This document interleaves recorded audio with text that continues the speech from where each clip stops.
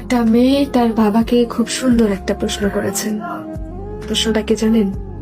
মেয়ে তার বাবাকে বলছে, বাবা, এখানে যে গাছটা আছে সেটা যদি পাশের বাগানে লাগানো হয় তাহলে কেমন হয়?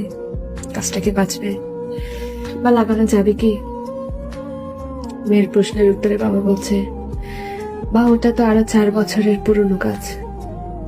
ওই 4 বছরের পুরাতন গাছ যদি নতুন মাটিতে লাগানো হয় তাহলে মানিয়ে নিতে পারবে না, তো সেটা তো মারা যাবে।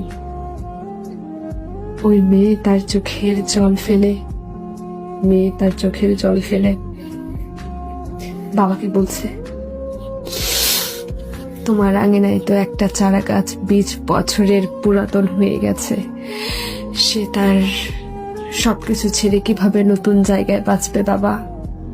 বাবা তখন একটু ভেবে চিন্তে উত্তর দিল, এই শক্তি একমাত্র পৃথিবীতে মেয়েদেরই আছে, তাই তো তারা কল্প বৃক্ষের সমান, যে নিজের সবকিছু ছেড়ে ছুড়ে নতুন জায়গায় মানিয়ে নিতে পারে,